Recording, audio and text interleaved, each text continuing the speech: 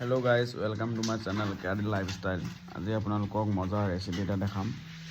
এতিয়া প্ৰায় দুপৰীয়া 12টামান বাজিলে আৰু ৰাতিপুৱাৰ ভাত খোৱা নাই।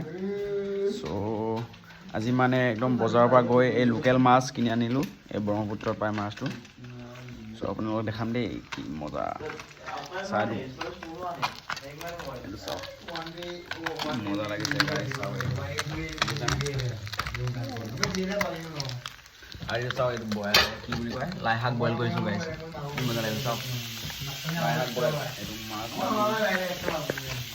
চেক্সি লাগিব আজি খাই, দুপৰীয়া এনেকৈ খাই ভাল লাগে না। থেংক ইউ গাইছ, এতিয়ালৈকে চোৱাৰ বাবে বাই বাই। নেক্সট ভিডিঅ' লগ পাই আছোঁ।